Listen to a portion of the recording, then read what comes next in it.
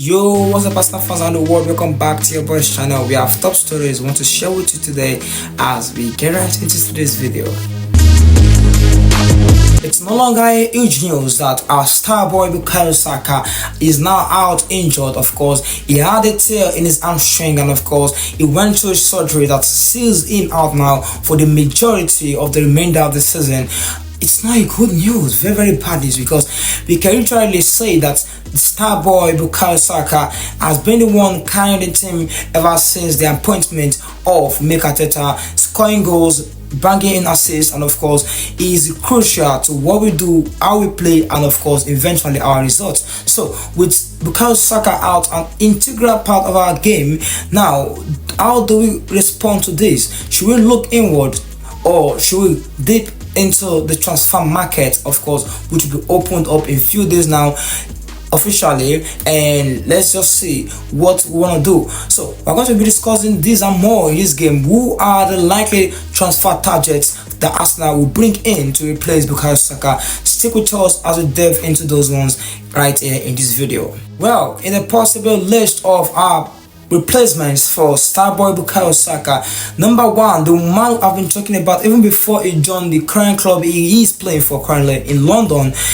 West Ham United to be precise, Moises, Ghanaian international. This player was what I was talking about even before the arrival of other players at Arsenal.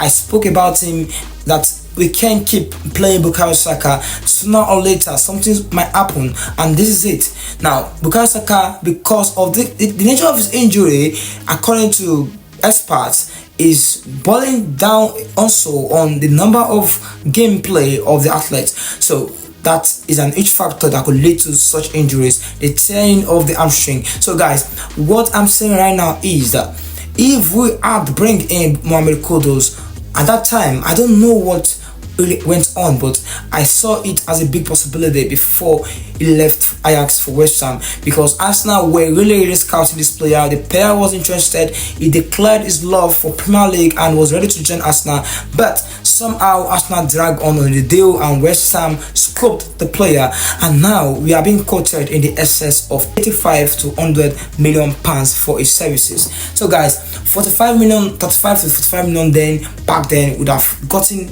Mohamed Kudus from Ajax, but now West Ham, like we all know, we remember the transfer of Declan Rice, yes, and now they want to pull up something serious and similar like Declan Rice transfer with the demand in the north of 85 to 100 million pounds, guys. So what do you think I should do? This is my own number one target. I feel will help us in replacing Bukayo Saka, who's currently injured. For me, he's a really solid target. He could play on the left wing, he could play central attacking midfield, he could play right wing, and of course, when called upon, he could even play as a central striker.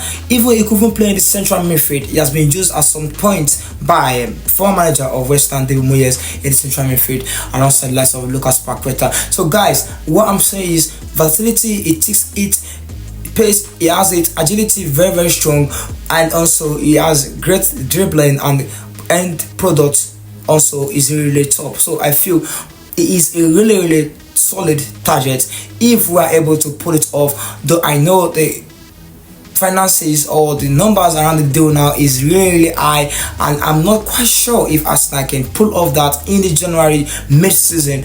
When it's the summer, then tend to spend more, but in the mid-season it represents a very difficult deal. But now with Bukayo Saka almost out for this end of the season, it's really pivotal that we replace him if we really want to challenge Liverpool for the title, because at the moment we saw in our last game when Jesus and Gabriel Martinelli was playing on the right wing, we could not see that spark that we used to have with Bukayo Saka and Martin Odegaard. Odegaard tried his best to create things, but at the same time was missing that link with Bukayo Saka. But one man who could also be something similar to that quality is Mohamed Kudus. But the question is, Can we pull it off in January? Let me know what thoughts are in the comment section down below. Also, other transfer targets that could also come in according to the report. We are hearing that Kingsley Coman, Arsenal has ignited interest in possibility of bringing him to the club with the injured Bukayo Saka right now. You know, last summer transfer window we discussed about him at length, talking in on this channel